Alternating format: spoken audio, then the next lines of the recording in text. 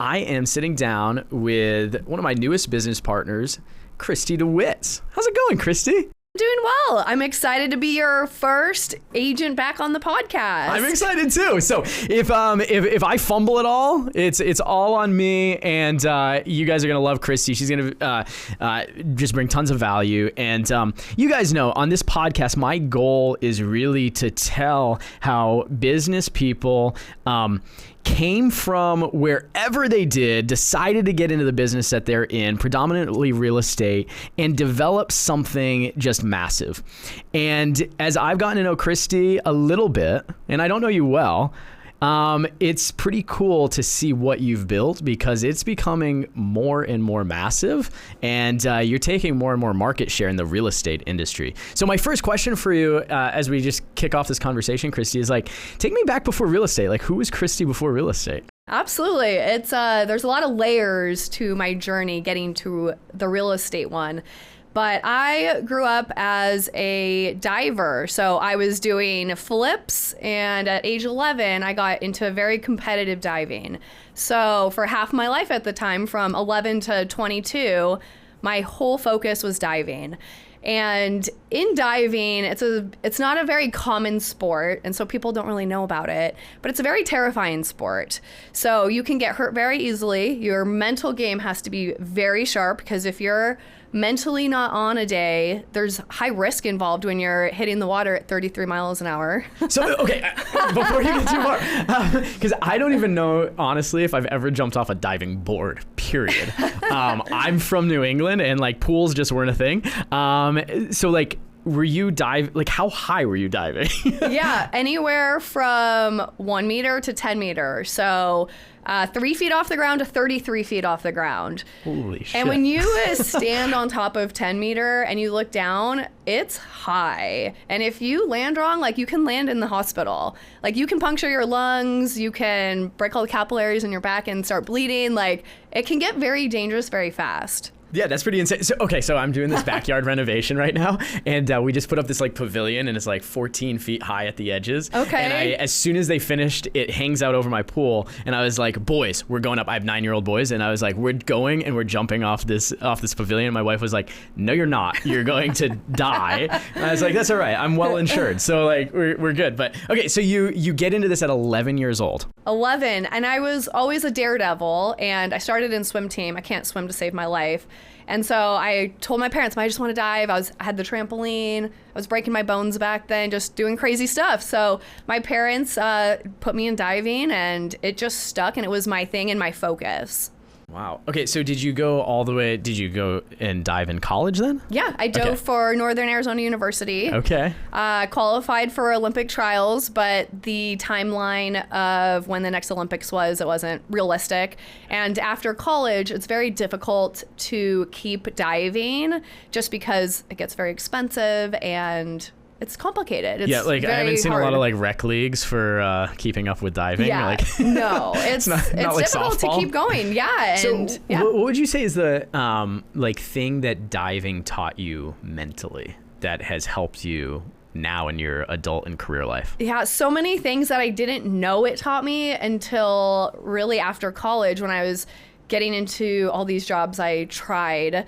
But as an adult, looking back, I learned really the basis of a lot of characteristics of who I am. So being on a team with 30 girls, that I have 2 boys now and a girl, so I'm thankful I have boys. But girls are different. When you have 30 personalities, you have to learn.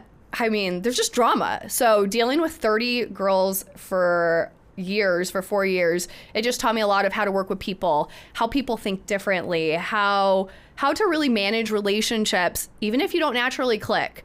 So I think learning humans chemistry and has gone a long way into my real estate career now, because every seller, every client is different, and figuring out how they function to present a plan best for them.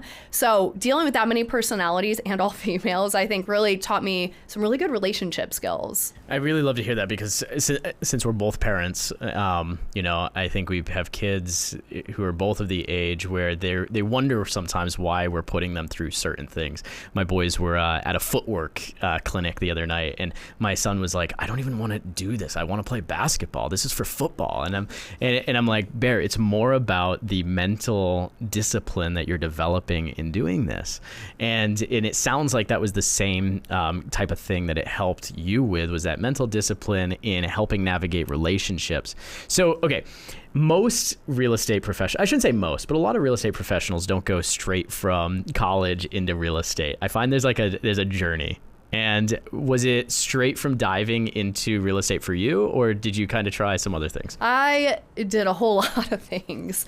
So I graduated, and when you're an athlete, I mean, I'd been an athlete for over 10 years. I knew nothing. And so when you are in a sport that competitively, you don't ever try jobs. So I had never had a job because there was no time for it. Like nothing? Nothing. Oh, wow. I'd never had a job. You can't work because at age 11 onward, I mean, I was practicing 6 days a week. Like we That's had all you were Sundays doing. off.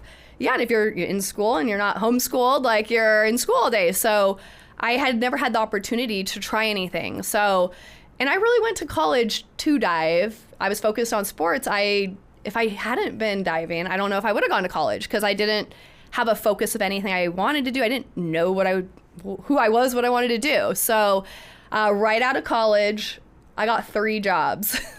At once? At once. Okay, that's one way to do it. Yes. Did you tell the other jobs that you had these? Or? Sort of. So I started coaching. Coaching dive at night. And then I started working at the Phoenician, a resort here in hospitality. So I got into the restaurant industry. And then I got my personal training license. So I would do a breakfast shift, personal train in the middle of that for lunchtime, and then I would go coach at night. Wow. I think I was so used to like the training schedule of practice that I like had to fill that time. But 6 months later, after I graduated, I got pregnant. Okay. All right. So you jumped. You added a fourth job, so to I speak. had a crazy life turn. At that point in my life, I think that was probably the most pivotal time in my life, is getting pregnant. And at that time, I mean, it was very unexpected. I'm married to Nick now. We have an amazing life we've created. But at that time, that was a huge pain pressure point in my life where it could have gone a very bad way or been a good thing. So I was never the girl that was stereotyped to, have kids, get married. I was the like crazy free spirit. So when I got pregnant, my friends were like, oh man, like everyone was very worried about me because I'm not a natural like nurturing mother. And now as I've had 3 kids, like I'm a great mom. Like those characteristics you don't have to be a good mom.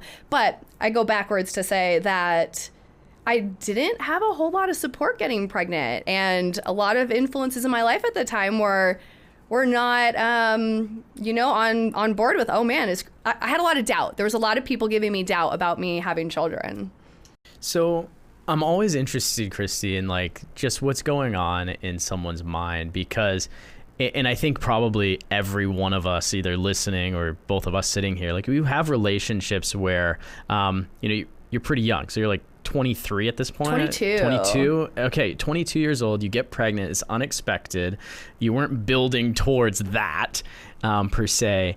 And I think there's several instances of that happening, and it's like a fork in the road. And my question is like, how did you allow that to propel you forward versus all the naysayers?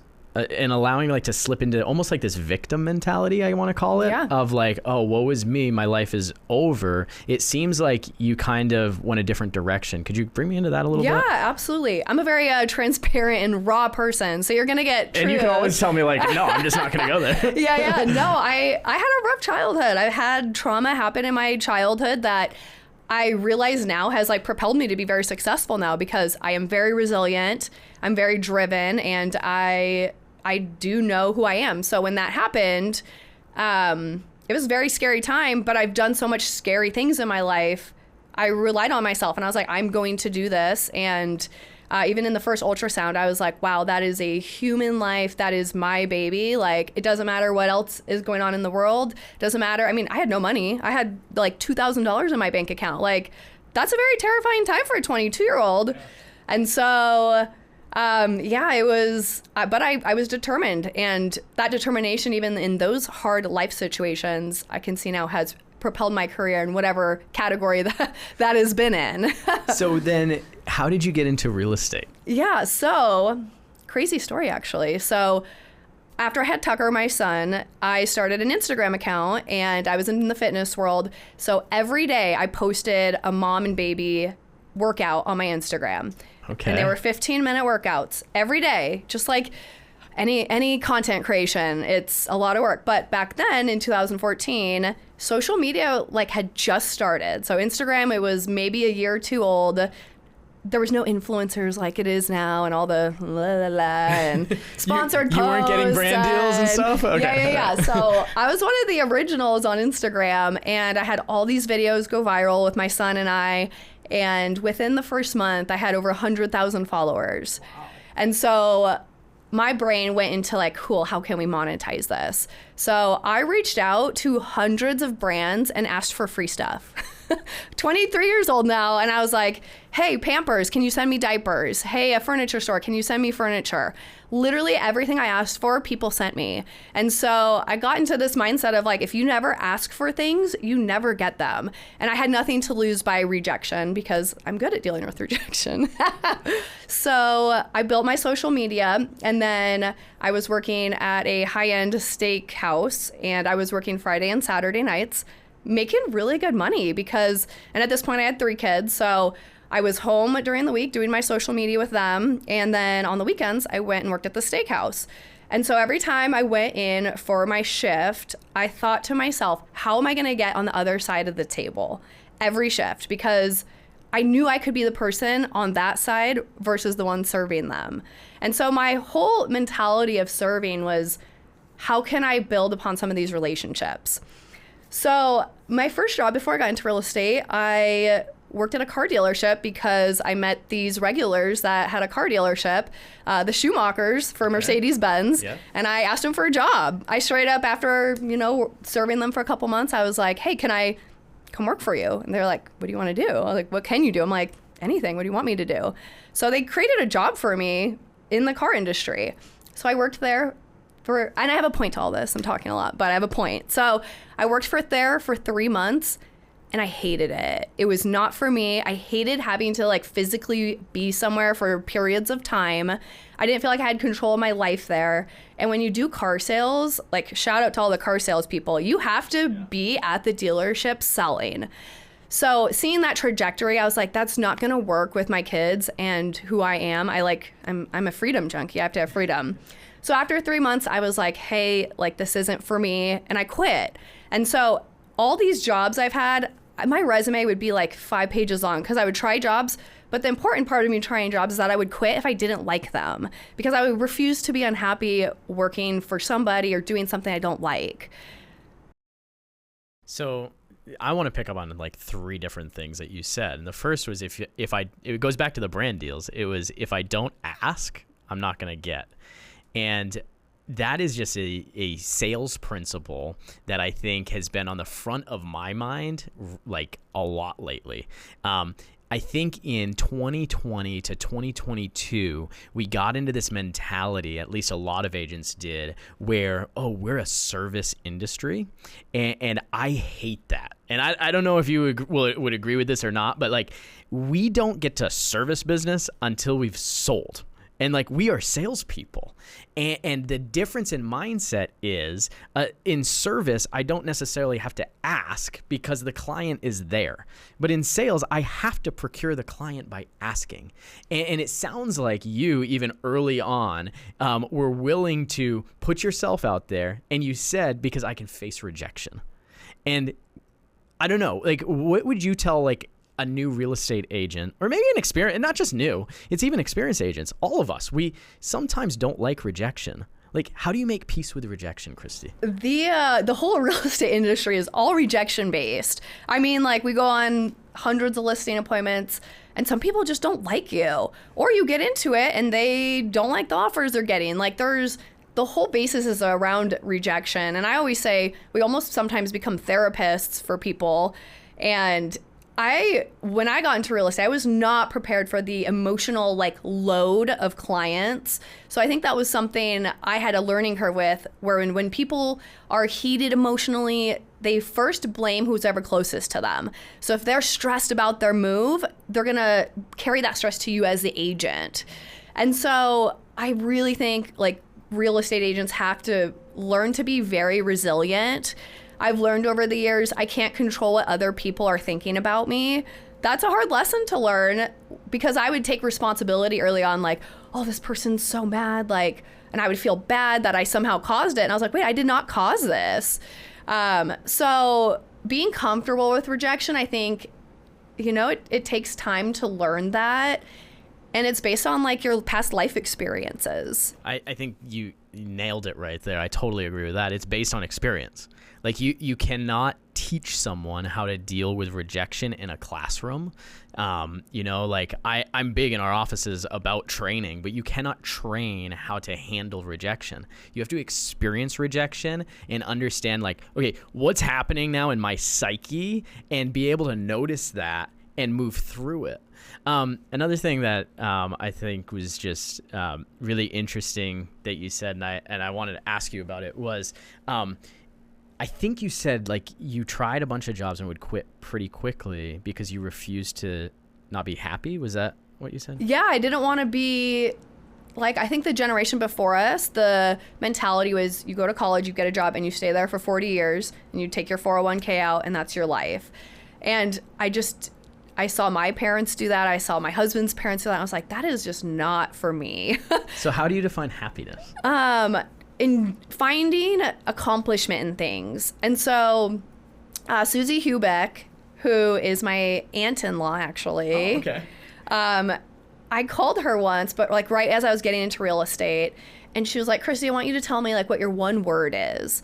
And she's like, mine is building. I love to build things. And I was like, I like to win. I'm a competitor. I like to win. I immediately knew my word was winning. So in my life, I have to do things where I can win. And so if I don't have that competitive driver, I don't feel as accomplished in what I'm doing. So later in life, looking back, I wasn't happy at all those jobs because there was nothing to win. There's nothing bringing that competitive spirit out of me, until I stumbled into sales. And sales is about winning. Yeah. So that's how I found out what I wanted to do and what I needed to do. And so it wasn't until I got into real estate where that was a sales job, where there was a sense of competition, where I was like, oh, this is for me. So what was the first year like? So I started working for a real estate company that was generating leads. And I first started, so how I got into real estate was I was serving a CEO in real estate, and I asked him for a job because I didn't like the car job. I was like, okay, I'd been serving him for a year. I said, hey, I'd like to I want to try real estate now. So if Kristy ever comes to, if any of you are in the restaurant industry locally and she comes to you for a job, it's just to find her next job. Yeah. So I got into real estate, and he was like, well, what do you want to do? And I was like, hey, look at my social media. I have hundreds of thousands of followers. I'll do that for real estate. Well, needless to say, I tried that for 6 weeks, and I didn't know anything about houses. And I hated it. And so I went to him and I said, hey, I don't like this. I want to get my license. And he said, okay, you're fired. You can go get your license and come back. Well, that was on a Friday. I signed up for a 14-day crash course that Friday and got my license in less than 15 days. Wow. 2 weeks later, I showed up back at the office on that Monday, and I was like, hey, I'm ready. Let's go. And everyone in the office was like, I thought you were gonna go get your license. Why are you here? And I was like, I got my license. Let's go. I'm ready. And so I trained for about 90 days with some other agents and learned the lay of the ropes. And then I went to the broker at the time and I said, I want to start my own team. And they probably thought I was a crazy person. And they were like, they're like, you've been a real estate agent for 104 days. A hot second. Yeah. And I was like, I want to start my own team. And I told all the agents I was training with that was my goal. I'm a firstborn child. Like, I like to do my own thing. So they let me. And so my husband got his license pretty quickly after that. And we started our own team. I was working for a company that was producing leads. And so my first month in the business with my husband, we signed 16 listings. First Over month. What period of time? First month. Our first month in the business, I signed 16 listings. Okay, so you're talking to thousands of agents across the country who have not done 16 listings in a year. So I've got to ask you, kind of as a sidebar, just like, how were you managing that level of chaos with that? I mean, you had to scale fast. Like, I was psychotic. Okay, so your mind was breaking. I was built for this. Like, I love chaos. Like, when I'm still in life, I get like anxiety. So like, I'm used to like fast paced, quick. So immediately I had all these plates spinning, and I have 3 children. So it was crazy, but my brain was built for that. Like, I could handle the chaos, and I think it's how I function. So those 16 leads though, or those 16 listings I signed, I think it's important to note that I didn't just get handed leads that had addresses, names, and phone numbers. I got handed the incomplete leads because no one trusted me yet. I mean, I'm this girl who just got their license. Yeah. So they wouldn't give me the leads that were completed. And so they're like, oh, you can have the B leads. So I started working all these incorrect leads. People put in the wrong phone number or hadn't filled out the information. And I hustled those. I called them. I went to their door. I hustled those leads. And so after the first month, they were like, oh, she's here to play. All I can think of, Kristy, is that scene, the Glenn Geary, like, you don't get the Glenn Geary leads. You know which movie I'm talking about? Yes. Okay, but yes. You earned your way to that. That was exactly it. Okay. Yep. And so then they're like, oh, they're converting. And so from then on, Nick and I, our first year in the business, we sold 171 houses. That's insane. Our first year. And I was in the trenches with it. I had to learn how to do everything. And so I didn't have the like KW has a lot of the training of, I think like when new agents come in, KW is great for that, to say, hey, here's a system, here's a CRM, you should do this. So I had none of that. Like, I had no training, but I was good at closing. Yeah. So I learned very quickly, just like I said, I don't like to do things I don't want to do. I quit all those jobs. I learned in the first probably 3 months what I didn't like to do in the real estate transaction. And so immediately I was like, maybe it's the firstborn in me. Like, I always had to boss my siblings around and delegate tasks. As a firstborn, I get that. Yeah. So I was like, I can delegate all these tasks. So I started hiring people to fill the gaps of what I didn't want to do. So the follow-up, I'm not good at follow-up. So I hired Katie to do all my follow-up with clients. So if I went on an appointment and I didn't get it signed, her job now is to nurture that until they were ready to sign. And so I hired someone for follow-up. I hired somebody to book all my appointments.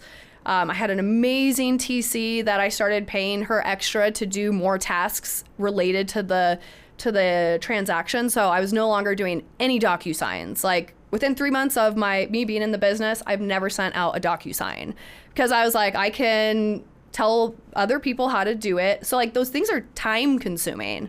So all the time consuming things, I hired out for it. And then I think it's also important to note that I fired a lot of people. So just like, I quit really quick. If that person, like, I have a very potent personality. I've never heard someone call their personality potent, but I love potent personality. I'm gonna get you a t-shirt.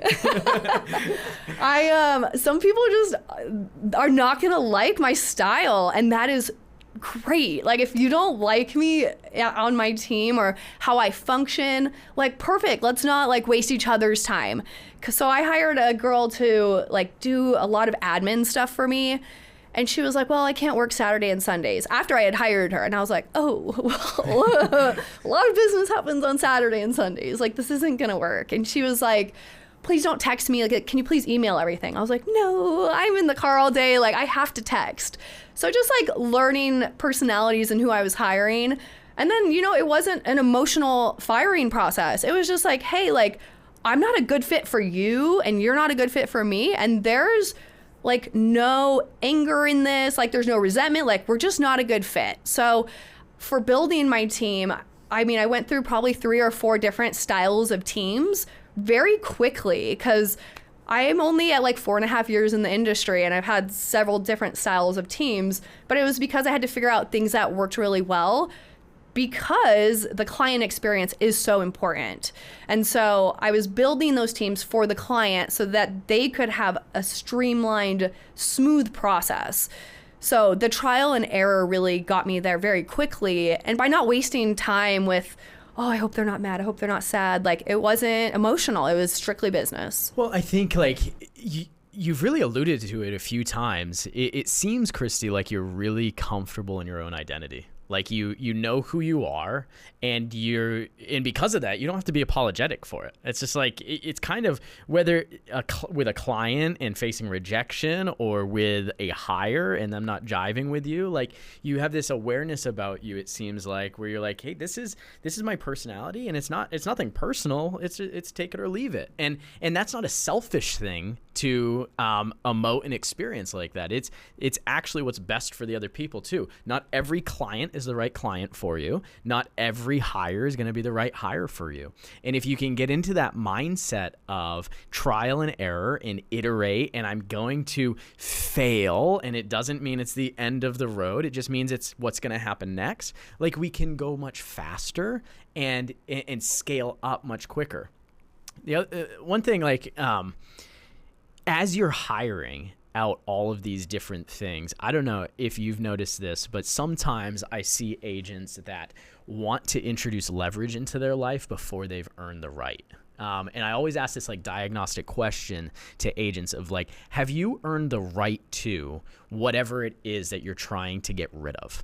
And oftentimes agents want to leverage out the paperwork, or they want to leverage out the lead generation or the lead follow-up. But like until you're at a certain level of scale, I'm a believer, and not everyone feels this way, but I'm a believer that you have to go through that fire before you've earned the right to do that. And carrying 16 listings in your first month, like you definitely earned that right quicker than some other people. And so it's really cool to hear you say that. So like I'm interested because husband and wife team is a big thing in the industry.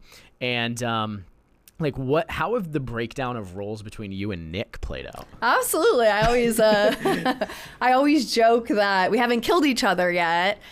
And like just like my business, the vision's always been clear, and our relationship's been like that. So I mean, even from our first date, there was just this like insane chemistry and connection there, and respect. All the things that I saw my parents didn't have is what I strove to have. So I read this quote. It was like, you either want to emulate what your parents did or you want to do the opposite. And so for me, I wanted to do the opposite. Like I was not going to be unhappy in my relationship. So I didn't like date a lot. But when I met Nick, it was like, okay, that made sense. That was the one. And so now looking back, it makes sense that we get along so well in business because I wanted those attributes in a partner, and we balanced each other out so well. All the skill sets I have, I should say the deficiencies I have, he has those skill sets. So the yin and yang of our relationship really balances out very well.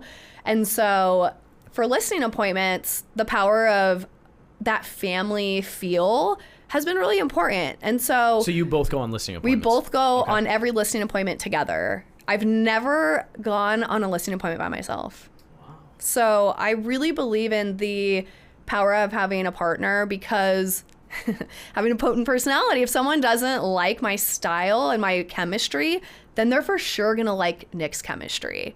And if someone doesn't like Nick's chemistry, they're for sure going to like mine because we are opposites. And so when we're on listing appointments and we're talking to the client, if someone is very much so gravitating towards Nick, then I let Nick take it. Like, cool, that person loves Nick and loves his basketball and they're connecting. And so, cool, that's now Nick's client essentially. And then vice versa. Sometimes Nick isn't vibing with the client, so I'll tap him under the table. I'm like, hey, I got this. Like, I got this. So reading the room, but then also our authentic personalities too. How I talk to you is how I would talk to my clients, how I talk to my friends. So there's no personality like changing. We are who we are. And so I really believe we've gotten a lot of listings signed because people can read BS immediately. That like salesy persona, like we've all been sold things where we're like, ugh, ick. And so just being transparent with people and then coming in like very heartfelt, like, hey, we are here to, and we have strategies. We're here to do X, Y, Z. I can get you to this finish line by having this creativity here. And so people appreciate the authenticity of us. We're being natural with each other, but we're being natural with the clients too. Yeah, I think people's BS meters are at an all-time high, and that really, like, I think we were in a period for several years where we kind of just like, call it politically correct or whatever. That was the language that connected, and for whatever reason, or seemed like it was the winning language. But we're definitely back in this like moment in history, I think, where it's just like, no, you've got to be who you are. And it's such a more relaxing way to live, isn't it? It is. Because believe me, so my wife has told me before, like, oh, you have a radio voice? Oh, you totally and you have do. Your other, like, but then you have your other voice. And I'm like, oh man, well, like maybe was a good thing at one point, but like I don't want to be that. Like I want my real laugh all the time, like, and so that's actually, I've been like on my own journey over the last like 18 months of just like, okay, who really is David, and how does authentic David show up? And what I've found, in a similar fashion to what you were just talking about with Nick, is just like, even if I had a high conversion level in my world at whatever I was doing, right? Like, it's even gotten that much more because I don't have to like put on that face. It's exhausting. And like, I know people, I call them chameleons. You shift to like your different environments, and it's so exhausting to keep that life up and then not know who you are besides that. So I think it goes back to just insecurities and having to work through your own stuff and have the hard conversations.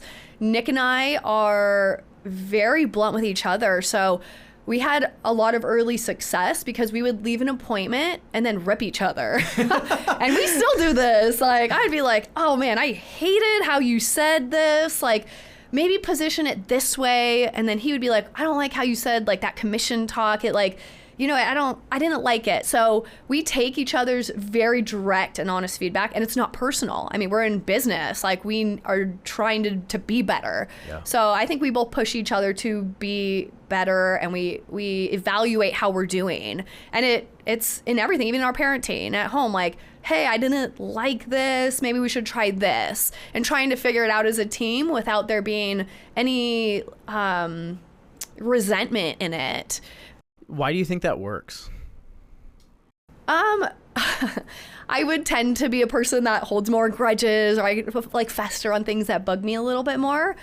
Nick and I have been together 10 years now, and I say he has amnesia. So if something upsetting happens to him, or if we got in a fight about something, the next day he's literally like, nope, that was yesterday, gone. Like, it's past. And I was like, no fair. Like, I'm still mad about this. And so being around him, always like letting things go, like he's taught me to just let it go. I can't control it. I can't control what someone's thinking, like let it go. And so him being like that is just a very refreshing characteristic, where it's taken out any anger or, strife, where it's like, hey, we can forget this tomorrow, like, or we'll work it out, communicate, but it's like, hey, we don't need to hold this against each other or hold these things in our hearts, because it's only pulling us down. I want to just like almost pause for a second and like just say that I really admire the what I see in how you're describing your relationship right now.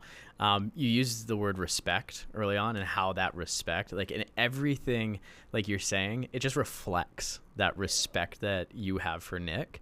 And I'm sure if Nick was sitting here too, like it would be the same conversely. And I think that's really, really powerful for a team that is driven by spouses, partners. What's been the hardest part about being a husband-wife team with kids? Yeah. You guys are doing insane production.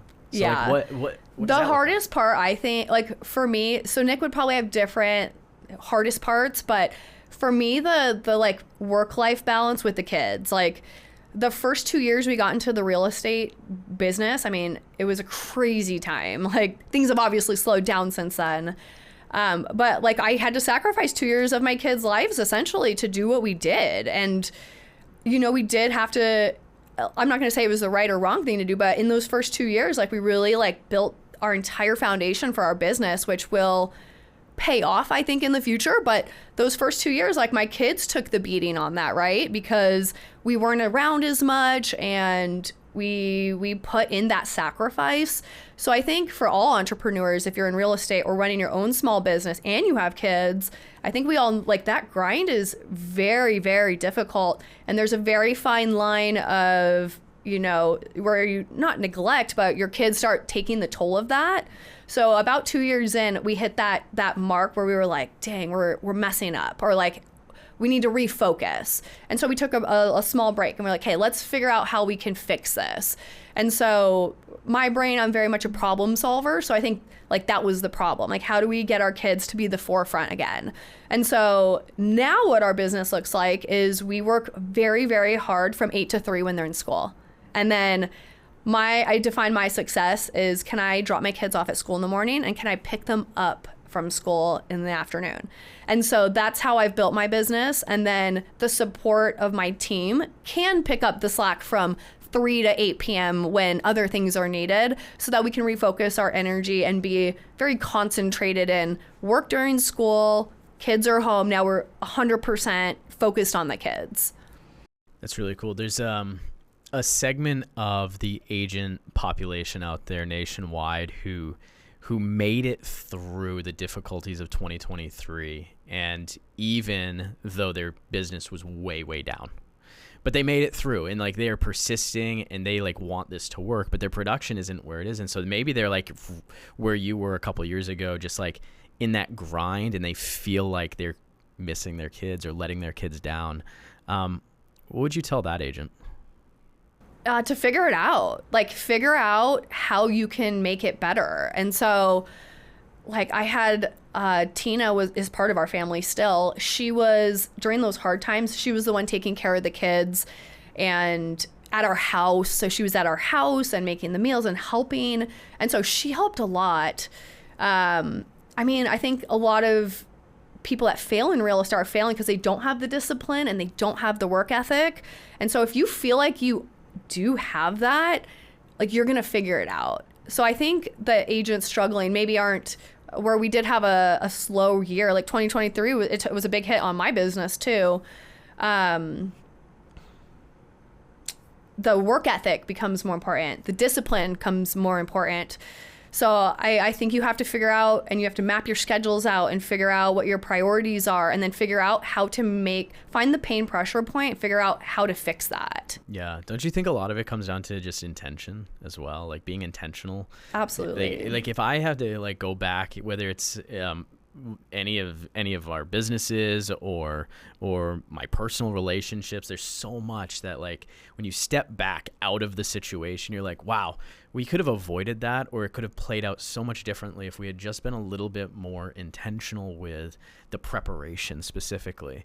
And I certainly see that for like my family and our kids, that like, yeah, there are those times where you're just running so hard in the business and trying to balance all these things, and it may feel like you're failing, and yet just a little bit of intentionality could avoid a lot of those things. I'll never forget, Kristy, like, I'm sure you guys have never done this, but like I remember scheduling myself, I think this was 2 years ago, like I was so packed that I literally told my wife that I wasn't going to show up to my boy's surgery. They had surgery. And I was like, no, sorry, I have way too many meetings. I can't do that. And I'm like, now I'm a couple years removed, and I'm like, I could have avoided that entire thing if I had just looked at my calendar 3 days before. Exactly. And figured it out. Like, exactly. You know? But sometimes we're so thick into it that we like miss that. I'm curious, like, where do you see your business going from here? I'm an opportunist. I'm always looking for new opportunities.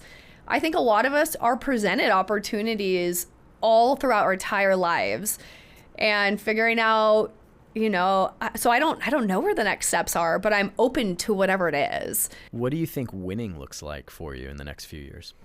Winning looks like having a lake house. Okay. I love that. That's awesome. Okay, well, actually, so I have another agent in one of our offices, John, and John, like, he was like, why haven't I gotten this? He wanted a house in Alaska, right? It was like, I wanted a house in Alaska to go fishing, and it was actually my partner Kristen who was like, you need to actually like go find the exact house that you want, and you need to know that that's the house. Oh, that's funny. And so where are you getting this lake house? I don't know yet. Okay. I love the water. We work really hard, but I think you have to play that hard too. Like I've in the past gotten, so I've been negative things have been said of me for going on vacations. Well, hey, I do a lot of social media. So if I go on a vacation, I'm posting about it. And so how my team works, like we can be away and still work our business 100% smoothly how it should be. And so that is my goal, is to live an amazing life. And I think a lot of us can get wrapped up in working so much. And then you get to, 60, 70 years old and it's like, okay, cool, you have all the money now, but like, do you feel good? Do you want to travel now? And so I want to prioritize making those memories with my kids now and taking the vacations, taking the trips. And if we're not, rewarding our hard work and we get later in life, then it's all work. So as a winner, right? And like I have this like strengths finders. I don't know if you've ever done strengths finders, but like achiever is like top of the list, and so I've got to win everything. Mm-hmm. And so I like I feel like you might have that same like syndrome as me. It's a syndrome for blessing, sure. curse, whatever. But like how do you choose how and when to reward yourself?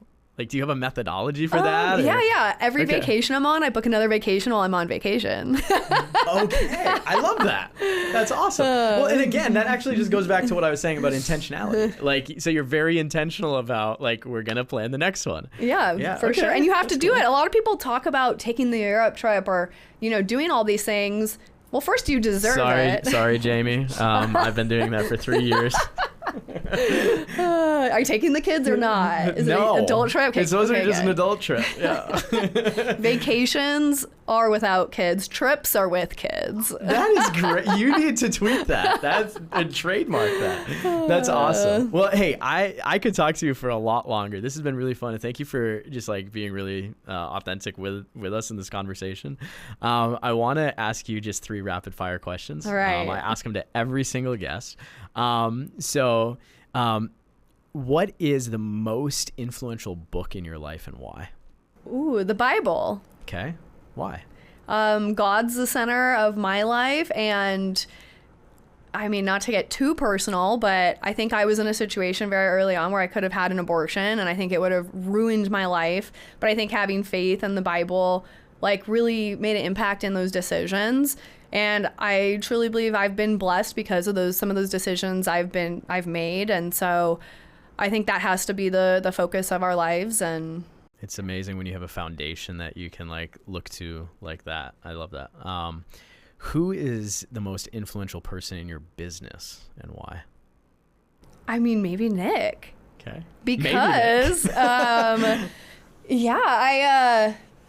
I would have to say Nick, because like we are always critiquing each other. So I don't have that business like an outside perspective business person telling me how to make. I don't have a mentor right now, I should say. So I think Nick and I have really filled those spaces for each other by critiquing each other and constantly brainstorming and talking it out. And so I don't know if that's a cliche thing to say. No, I think what's really powerful about it is that like you talked about that you're getting immediate feedback. Immediate. Like, and I coach a lot of agents and I can't give them immediate feedback in most cases. We can script, we can role play, whatever. But at the level that, of agent that I'm coaching, I'm getting like, this happened over the last week. How should we deal with this moving forward? It's not that immediate feedback. There is power in going from the listing table back to the car and being like, you remember when you like moved your head like this? Don't do that again. Yes. And so that's really, really neat.